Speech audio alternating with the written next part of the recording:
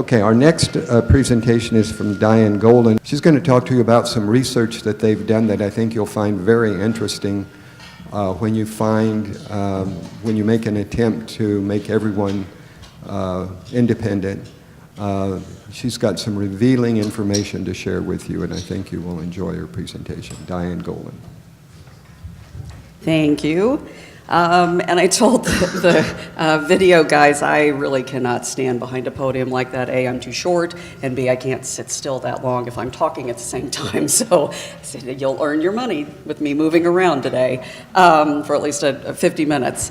As Ernie said, I'm going to provide you some information about the research that ATAP conducted, and I'm going to give you a little bit of background first about ATAP and the Association of Assistive Technology Act programs, because I'm guessing most of you really are not familiar with those entities.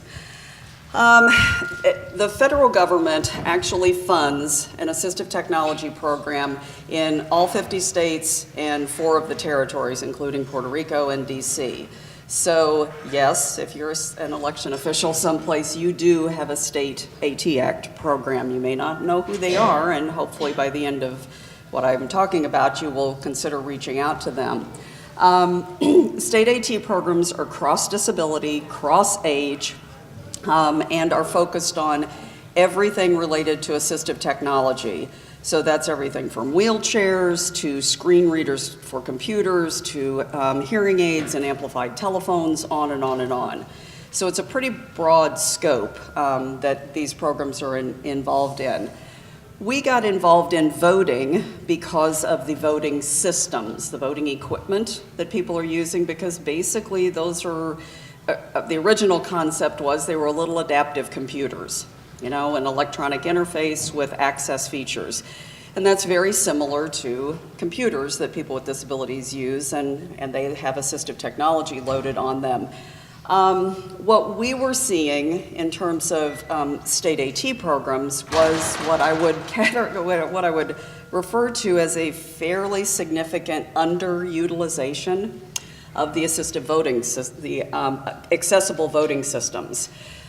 People just weren't using them in large numbers, and so our thought was in terms of participating in this research coalition was we wanted to come up with a way of increasing the use and the effective use of the accessible voting systems so that people with disabilities really did realize what HAVA promised them, which was a private and independent vote for the first time, rather than having somebody have to assist them to mark, verify, and cast their ballot.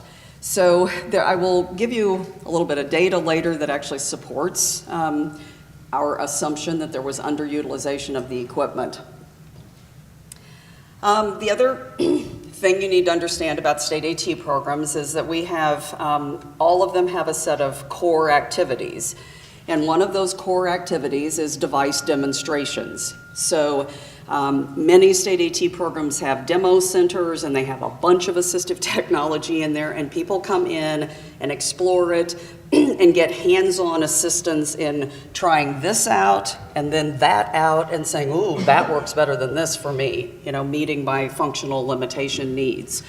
So demonstrations are a core part of what state AT programs do.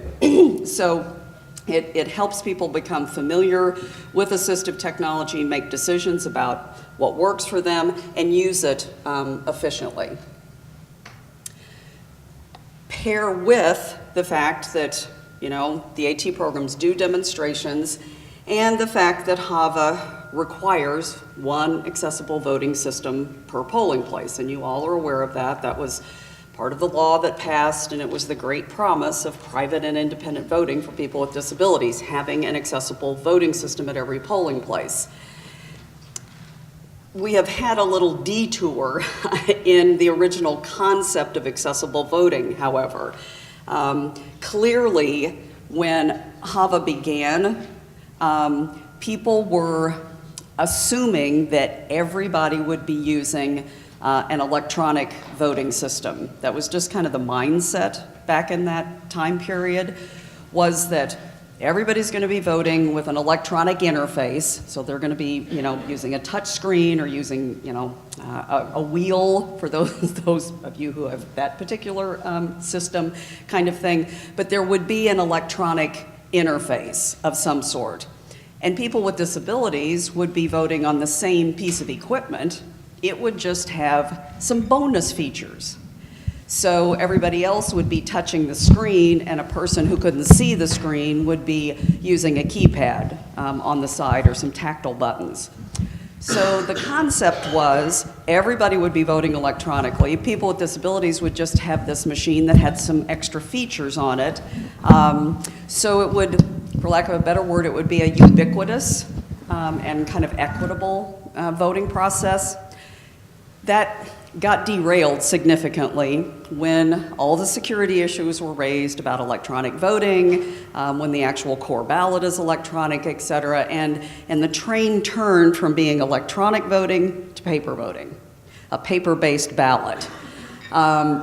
Once that happened, and jurisdictions kind of went back basically to paper-based voting rather than electronic, what ended up happening is that it's no longer everybody voting on electronic and people with disabilities just have a machine with extra features. It's that everybody else is hand marking a paper ballot, and the person with the disability has the special machine in the corner that looks very different from what everybody else is doing.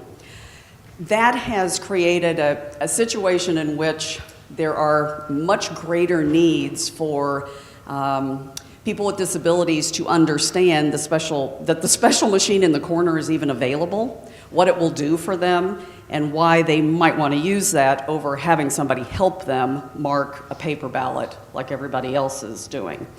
So the landscape shifted in terms of the environment in which voting happens, which has created part of the problem, we think at least, with the underutilization of the accessible voting systems. Okay, so some of the recent research. The National Council on Disability, and this is coming from the disability side of things, except for the Rutgers survey, which you've already had, Doug provided you with kind of a high-level overview. The National Council on Disability had a survey of 900 folks, and 45% of them, these are all people with disabilities, reported barriers involving the voting machine itself. Now, that's all people with disabilities, and they're probably relatively engaged people with disabilities because they're responding to a National Council on Disability survey. So, keep that in mind. 25% identified untrained poll personnel as a barrier. Again, that's coming from a pool of probably pretty engaged people with disabilities. You saw the Rutgers survey and the numbers of people. They did find a statistically significant difference in when they asked people, did you have difficulty understanding how to vote or use the voting equipment? 10% of people with disabilities said yes, 1% of people without disabilities said yes. So that's far beyond statistically significant, quite frankly. That's just, layperson significant. And then the National Federation for the Blind did a survey of, in the end there was 537. Again, these are going to be engaged blind people, not your run-of-the-mill blind folks.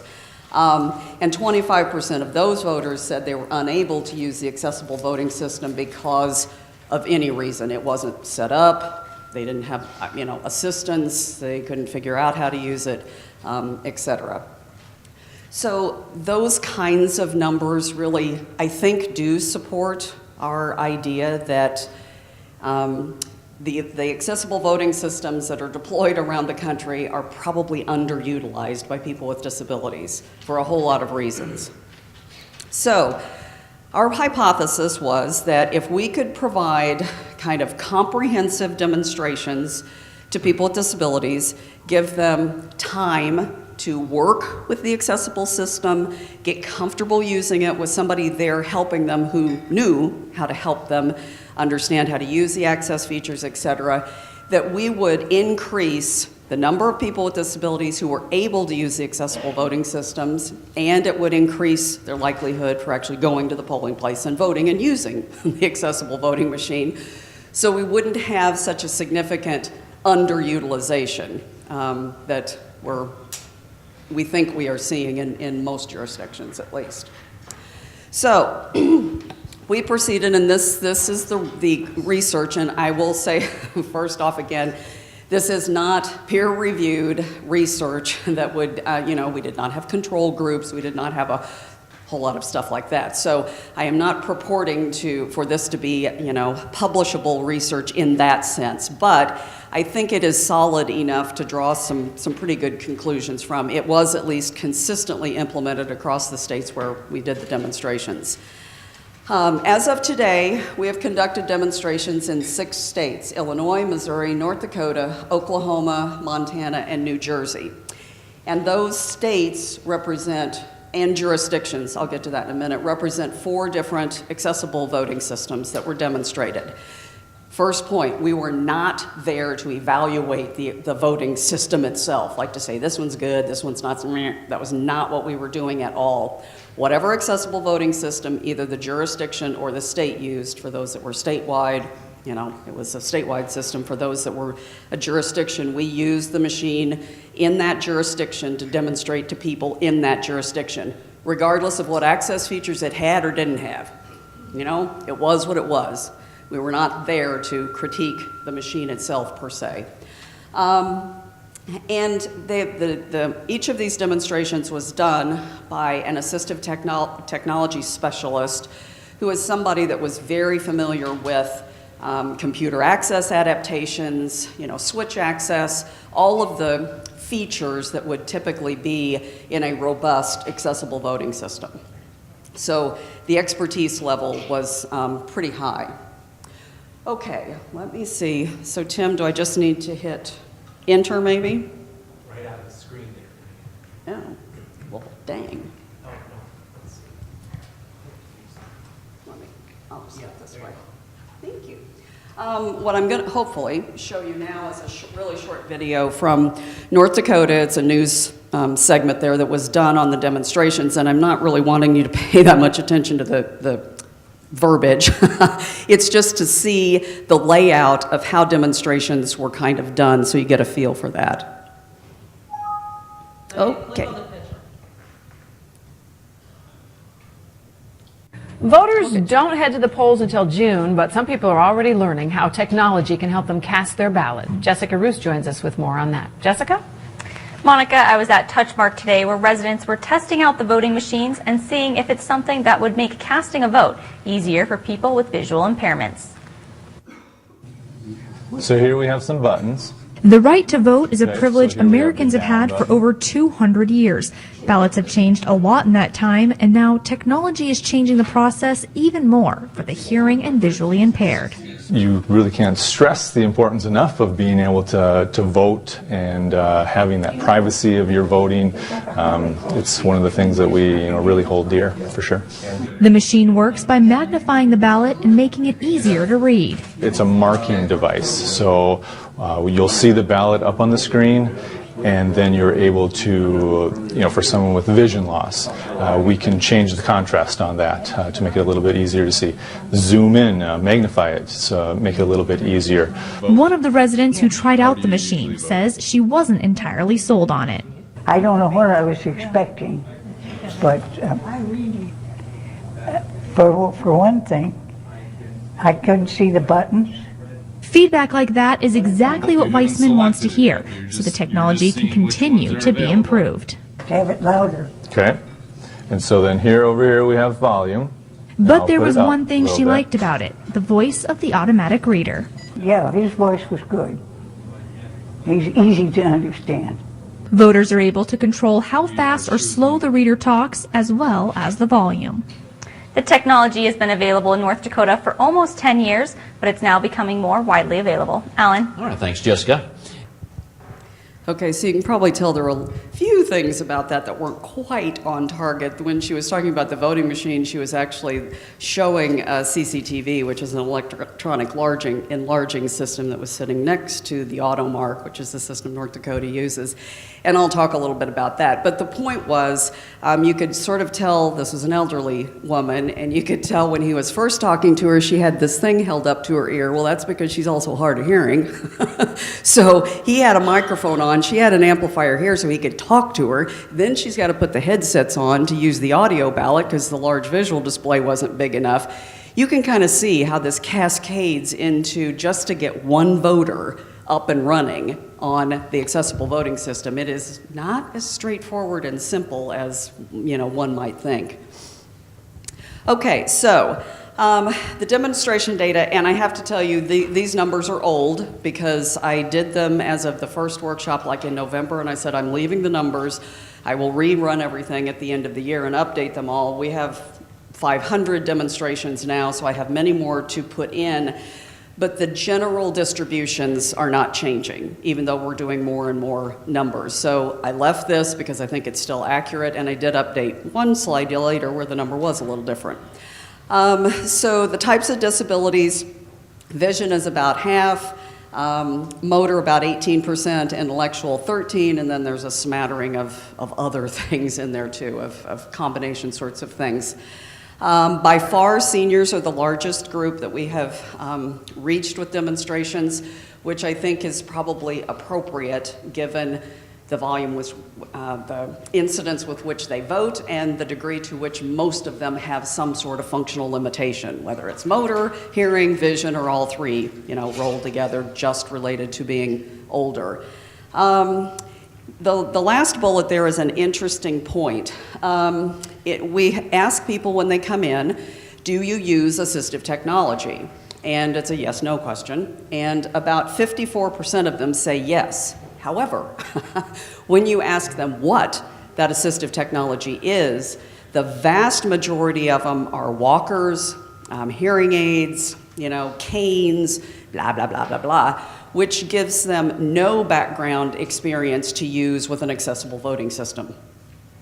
Actually less than 10% have any experience or background with assistive technology that is going to be a transferable skill to the accessible voting system, which sort of explains why they're having so much trouble learning to use the access features on an accessible voting system when they have no prior experience comparable so that they could, transfer those skills. And the kinds of things I'm talking about that do have skill transfer are things like screen readers, screen enlargement, basically computer adaptations. Okay, I'm not going to go over every one of these numbers. You do have a copy, or at least they're on the back table, of an actual written report of the data that's up here, so you can look at them in that report. The numbers I do want to point out, though, and I'm going to walk over here to do it. If you will look at when we did the demonstration, we timed how long it took to get the person independent using that access feature. And again, some of the machines didn't actually have all these access features, some of them did. So we just categorized them as large visual display, that's the zoom function on some machines, speech output and tactile keypad input, so the audio tactile ballot, synchronized speech and visual display, so they would be listening and have the large visual display and would probably be interacting visually versus auditorily. They were just using the speech as a supplement. And switch input, which is very rarely used, very low incidence kind of thing. We timed how long it took them to get independent while our folks did this training demonstration. And then we had them complete a standard ballot that was very, very, very short. 4 races, maybe, candidate races, and 2 really short referenda kind of things, text. That was it. I mean, it was a short ballot. The data is divided up based on the access feature, the minutes to independent. These numbers are not bad. The means, number of minutes it's taking people to get independent, 5 minutes isn't bad. But look at the maximums. And we kind of set an accepted, if it's going to take longer than 25, 30 minutes, throw in the towel kind of thing. So you can tell some people are taking a really long time, and look at the numbers of people who, it didn't matter how long we worked with them, they didn't reach independence. So we have, it appears, a real need for people to be able to go through this kind of support and training for them to be able to use accessible voting systems very independently. The minutes to complete the ballot is another interesting piece. The 10, 11 minute means, okay, probably not that bad, although longer than somebody not using an access feature would probably take. The switch input is a whole lot longer, and that's just because switch input is just excruciatingly slow, even if you're really good at it. So I'd kind of set that aside. That's not really your problem, or it's just the nature of the beast. But look at the maximum times completing the ballot independently. I mean, this is a short ballot. And it still was taking lots of these people a long time to complete it using the access feature, even after training and them saying and the person working with them thinking they were independent. So that has, I think, a lot of implications for what goes on in your polling places on election day. Okay, this is another cut on the demonstration time required for independence because people asked, so overall, you know, what is the distribution? And it's actually not too bad. I mean, you know, a lot of people can get independent pretty quickly, but then there are people that just are going to take a lot longer. 50% of them will, you know, get independent less than 4 minutes, so that's great. But then there's people who are going to take longer. And then people always ask about age. So did it take those older people longer to learn this stuff? Well, yes and no. I mean, there's fewer seniors who learn it quickly, but honestly, once you get up into the people who are really taking a long time, no, they're not any more susceptible to that than the other age groups are. So again, I think it's maybe some of our ideas about older folks really taking a long time to learn stuff is not necessarily the problem here. It's just new for people who don't have background experience with that kind of interface. Okay, the other data piece that we collected from folks going through the demonstrations was a self-assessment of their confidence in using the accessible voting system. And we used a Likert scale, 1 to 10, and pre-demo, the mean rating was a 4-point, which is definitely on the not very comfortable side of things. It was a 10-point scale from not at all comfortable to very comfortable on the end. After the demonstration, that shifted up to an 8-point something. So clearly, just in terms of the voters' perception themselves, they were much more confident in their ability to use the accessible voting system. We also asked them if they, well, I'll do that on the next slide. Most of them did have an increase, and a number of them, 19%, actually increased from either like 1 to 9 or 8 or 2 to 10. So they had a huge increase in the degree to which they thought they were more able to use the accessible voting system. We also asked people if now that they were more comfortable using the system, would they more likely go to the polling place and use it to vote versus voting absentee or not voting at all. And again, you can see the change was from 85% to about 90% said, yeah, now that I'm more confident, I'll go, you know, and actually use the voting machine. So, just in summary, what we think the data is telling us is that doing demonstrations and trainings is a viable strategy to increase the use of accessible voting systems. Accessible voting systems are not intuitive. and I was around when we all thought they were intuitive. We were so far off base. They're not at all intuitive for most people with disabilities. So we really need to rethink that concept because I think we missed the mark significantly there. Some voters require a really extended time to become independent and comfortable, which means you cannot expect poll workers on election day to be doing this kind of demonstration training. You are setting them up for failure. You're setting up the voter for failure.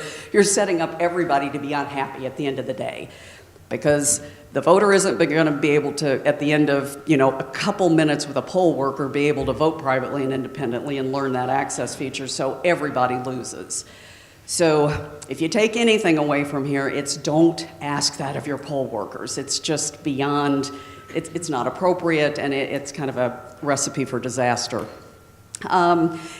The other thing that I think is a takeaway, which goes to the question before about expanding early voting opportunities, is from my perspective, yes, yes, yes. If voters with disabilities are going to take a whole lot longer to complete a ballot just because they're using access features that make it slower, then they need to have the ability to go do that in an early voting setting where they're not looking at a line behind them going, oh, I got to get this done, and I can't figure out how to get the volume set right, blah, blah, blah, blah, blah.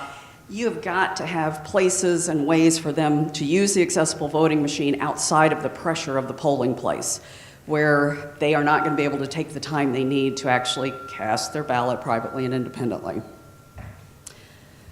So what can you do? Thoughts that we have had after doing some of these sessions and talking to people is think about how you can make your accessible voting machine, whatever it is you use, with its warts and all, or however great it is or isn't, whatever, get it out in the community so that people can have hands-on experience with it and come to the polling place ready to use it.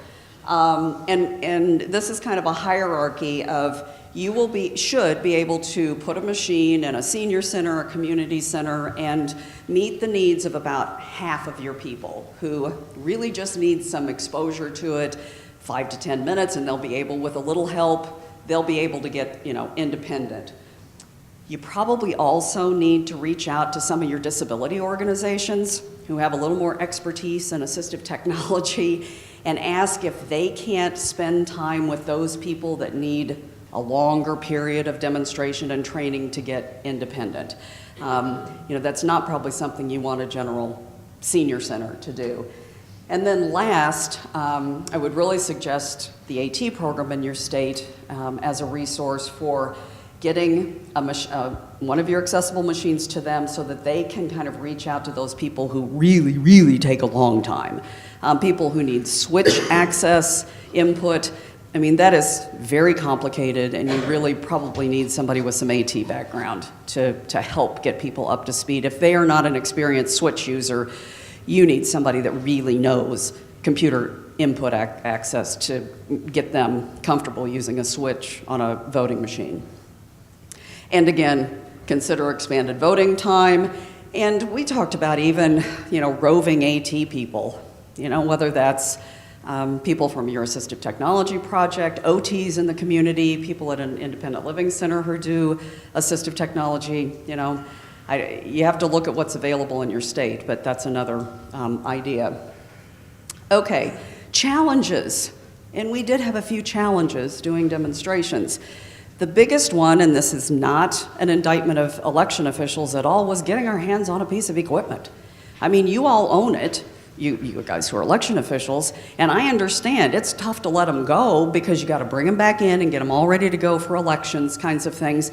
Most of them were not cheap. You've got maintenance expenses and you're worried about something happening to it while it's outside. It is really a dilemma. And I have to say, and I know there's some vendors in here, but years ago, as an assistive technology project, we actually tried to buy some accessible voting systems to do training, blah, blah, blah, and we were just flat told, no, you can't have it, you can't buy it, because you're not an election, jurisdiction. And again, I understand that, and I understand the proprietary issues, and I understand all of that, but all of these things place tremendous barriers on doing demonstrations and getting the equipment out in the community. And I don't know if the answer is a dummy unit that doesn't have any proprietary stuff in it, that is just the user interface, because I don't give a flying fig about what it's doing with a vote on the backside. All I want is the user interface to train people on. So I don't know exactly what the solution is, but that was a really, really big problem, and continues to be in every state we try to expand to. It takes months and months to resolve getting a piece of equipment available to be able to use to do demonstrations and trainings. Okay, so one of the interesting things that we found, we also asked people with disabilities, so what'd you like? What would you change? Just a really open-ended question. Far, far, far and away, the number one thing people said was the text isn't big enough. And that was when they were using the large display, not the regular size, just over and over again. They also talked about touchscreen strike areas and sensitivity as being issues. Improving the audio navigation, I don't think that's a surprise to anybody. It's a little slow and laborious, and same thing with switch navigation, and that's actually expected. So, based on the fact that people kept telling us the text size is not big enough for me, we finally put in a phase 2, which was when somebody tells you that and you're doing a demonstration, then go grab a CCTV, which is an electronic enlarging system. Has a camera, in fact, well, it's like what you saw in that video. Has a camera mounted, you put a piece of paper under here, it takes a picture and blows it up on the screen. And it's usually adjustable up to like 20 times magnification, really, really big, down to regular size. So we put them on a CCTV and the ballot itself and just said, okay, so what's big enough? And the mean preferred size was 16 millimeters. The current VVSG requirement for large print is between 6.3 and 9. So that's why they kept telling us it's not big enough for me. They preferred, now could they have probably used something a little less than 16 maybe, but that was their preferred text size, which is pretty good sized. No, it's not. There's lots bigger, but it's pretty good sized. And that has really significant implications for screen size. Because if you're up at that size text, then your screen size has to be reasonably big to display it, in any way that makes sense. So our next thought was, well, maybe these people would just prefer to hand mark a paper ballot on a CCTV. Well, no, because again, if you think about the CCTV, screens up here, my paper ballot is under here. It's great to read, but when I go to try to mark it, I got to look up here and mark down here. Oh, no. If you're 80 years old, that is not going to be a hand-eye coordination skill you're going to have. So none of them really wanted to use the CCTV, only 18%, to use it to mark their paper ballot, but they needed the text size bigger on the accessible voting system.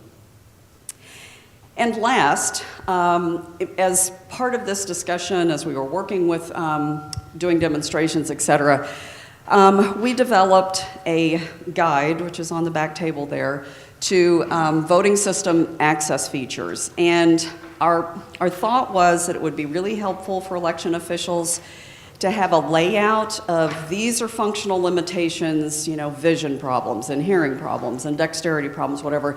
And these are access features that kind of address those back and forth. So it provides an overview and kind of a correlation between functional limitations and access features that are typically found on accessible voting systems. And then in the appendices, there's some information about medical areas so that you kind of understand if somebody says, I have whatever, that's probably going to mean this kind of functional limitation.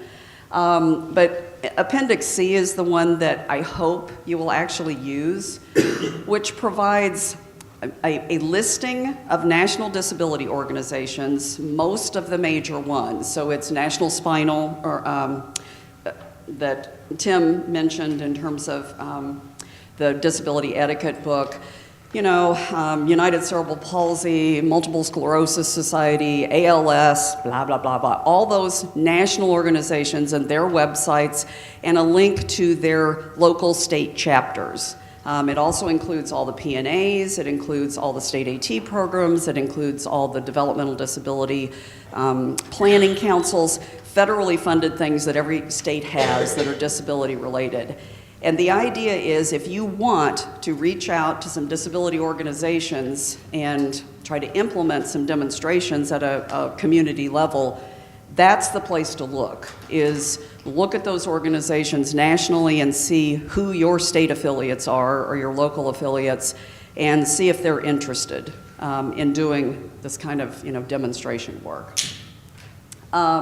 So just in summary, what to take home, consider how you might be able to get your equipment into people's hands and train them in how to use it, because that will increase the likelihood that they'll come to the polling place and use it.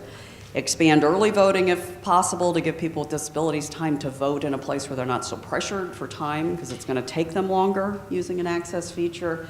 And to the extent you can develop some in-house expertise on your accessible voting system, that would be really helpful. So many times there's just nobody around that really knows much about that machine. So to the extent you can have somebody in-house or develop a relationship, again, with a local entity or, you know, somebody that would have that expertise so that you could respond to issues that either happen on voting day or early voting, those kinds of times. And I'm going to hopefully do a couple more short videos of Oklahoma.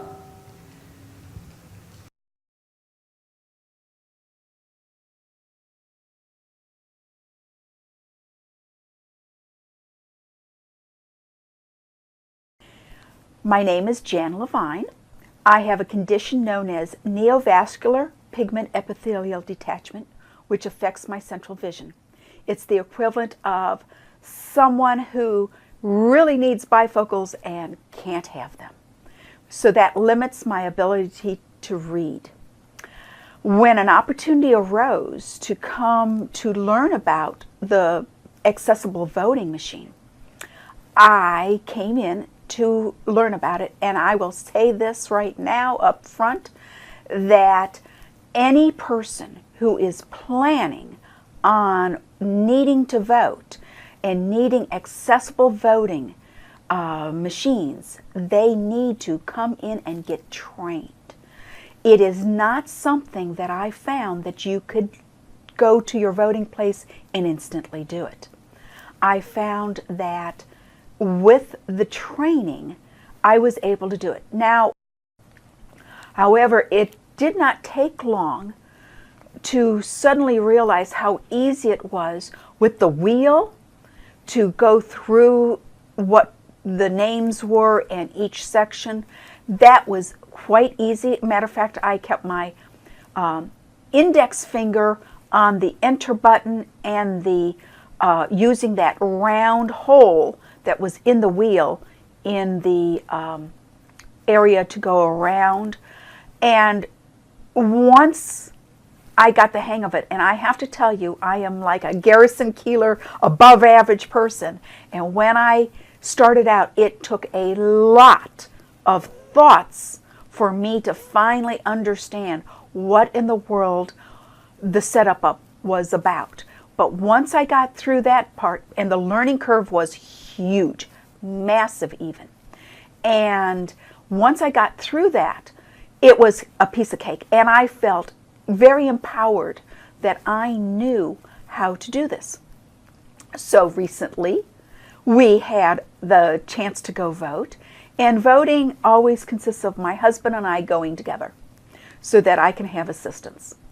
And this time I was really looking forward to being able to use the machine. Now I know how to use it. Now I could do it. And unfortunately, my voting place did not have an accessible voting machine for me. So it was back to having assistance. But I was so looking forward because I could walk to my voting location if possible, and I wouldn't have to have had my husband there. But without the accessible machine, forget it. But as I said, I highly believe every person who would like to learn, or not like to learn, but who wants to vote, using accessibility desperately needs to come in and get trained first, because you're not going to be able to go in there and just figure it out on your own. It takes a little bit to figure out. And I think my training session was a good, at least a half hour, 45 minutes. And I needed that time. It was at least probably, I'd say, a good 5 to 10 minutes before I finally figured out what was really going on. And if you just showed up at a voting location to do that, it just wouldn't work. I'll ask Linda, who's here. We really didn't pay her to say all of that. which is just what, I don't know why we should have just interviewed her first and we'd have figured out what we needed to do. So hopefully that sort of gives you an idea of the research we've been doing, and we're continuing to do it, expanding a little bit, and we're tweaking a few things. Montana is trying to use some libraries to do some outreach and training and demonstrations, so we're going to see kind of how that works in a very rural state of Montana. So anyway, any questions or comments or thoughts? Do you think that with the population that's coming into the large, baby boomers, that the job of training them on these will not be as hard? Because most of the baby boomers, let's say the early 50s on, have been forced into learning technology to keep their jobs, etc. And I don't see technology in the voting system getting any better right now. I don't see any new stuff. I don't see any new initiatives. So what do you think about that? I think the younger generation will have more electronic interface experience. Now, the hitch to that is if their electronic interface experience is graphically based, for lack of a better word, and is all used to touching and dragging and doing certain things, when they get faced with an accessible voting system that uses none of that conceptual interface, they may be just as dumbfounded and befuddled about, well, why is this not moving? And, why is it when I do this, the whole thing does, because it's just these were developed in an era when that was not the standard way you interacted with things electronically. And that's today. 10 years from now, there could be a completely different way of interacting. And if we're still using an electronic interface that was built 10 years ago, I'm guessing they will have the advantage of not being frightened of the electronic interface itself, but they may, it's like you going from a Windows environment to Mac's operating system or Mozilla or something. It's like, what? Why did they put that there? Why is, so. So maybe our vendors should be listening to this. And I know there are some vendors here, and honestly, I was talking to them earlier saying, I was of the camp that accessible voting systems needed to be, but again, this was all based on that concept of everybody voting electronically and the accessible machine, or a couple of them just having extra features. That whole concept has just been destroyed, and as I keep looking at our data and what we're doing, I'm thinking we may have to back off of that concept of an accessible voting system and look at multiple accessible voting mechanisms to allow people to do things. So there's an audio tactile ballot that can be delivered in a whole lot of different ways. And then there's, large visual display that can be delivered in multiple different ways. I don't know. I don't know if that's the solution. That creates all kinds of problems for certification of, that you got multiple moving parts.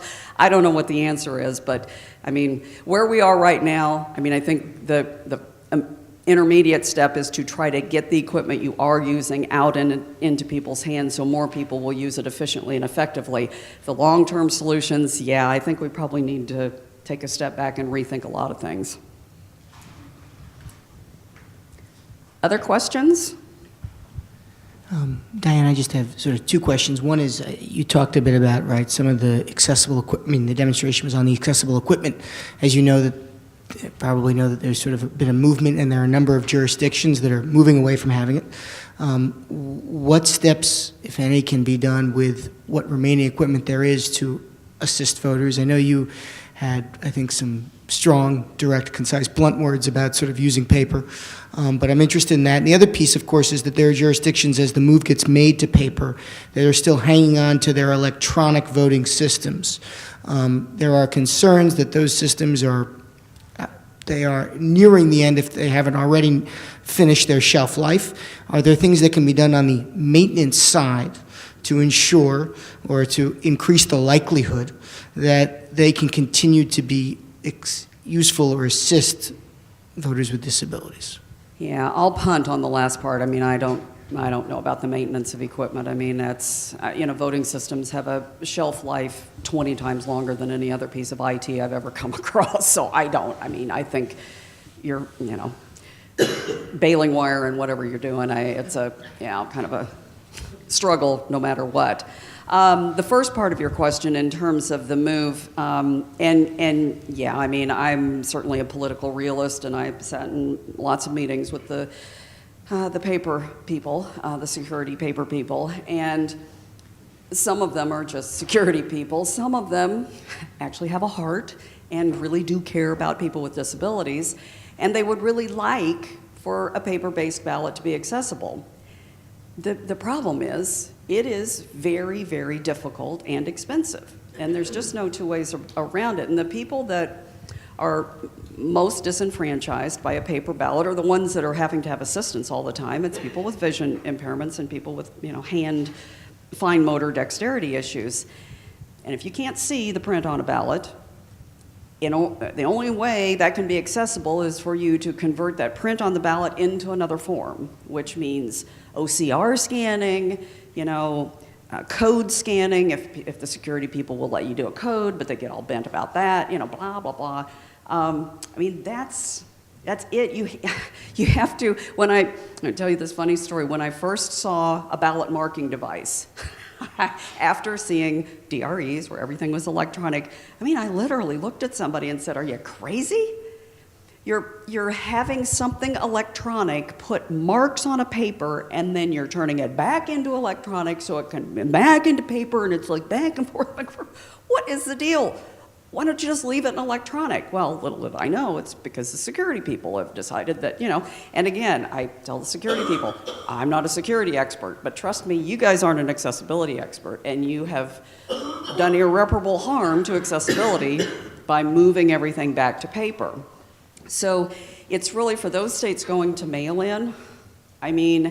I know some of them have tried. Oregon, I know, has tried mailing out a little CD with an electronic version of the ballot, which is spiffy if the voter has their own AT, which is, from what we can see, that's not very many of them. If they have their own AT, they can plug the CD in, and an accessible version, electronic version of the ballot will come up. They can mark it, do their selections. Then they got to print it. And if I can't see it, I guess I'm trusting my own AT to print it.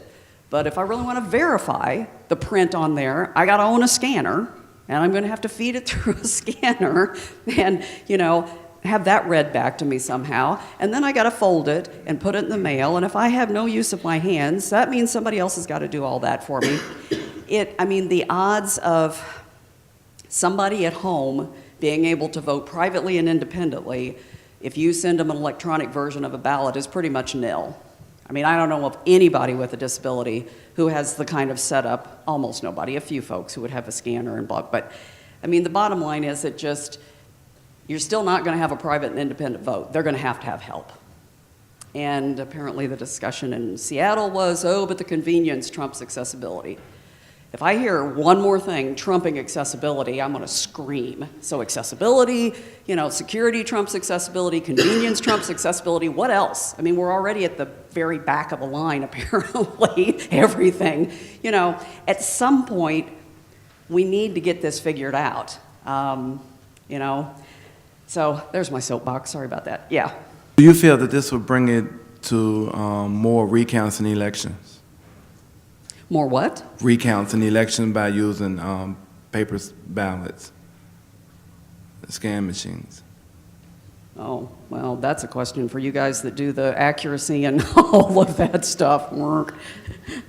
Like I said, I'm accessibility. Well, no, I think just to follow up, and maybe just to back up Norman's point, is you have a situation where you then have, more people are relying on assistance, and then you have a question about, to talk to your point about, can you verify it? And then there's a question of when it comes back, you could have a situation where somebody thinks they voted one way, somebody else voted another, and I don't know whether there's I don't know if Norman was going on that in part, if that sort of is a real problem. I don't know if you guys did work on that to sort of look at that piece of it. Yeah, we have not. I know the other concern with the way the folks who have sent out an electronic ballot or had people download it, which is another obviously good way of doing it. It's a blank ballot, so you can download it, and then marking it and mailing it back, is that it's coming back to the election official in a form that's based on the printer driver of that person's stuff, which means it has to be copied over onto an OpScan or a form that can then be counted.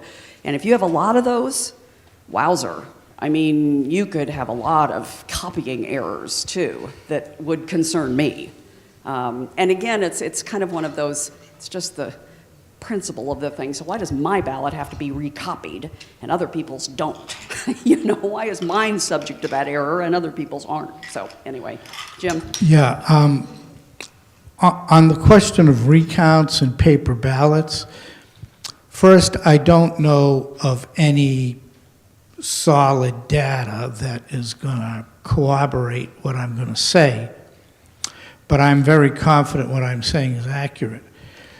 If you look in those close elections where there's paper ballots and you're surprised by the markings that are on the ballot and what people do to ballots, a lot of those people are probably people with disabilities.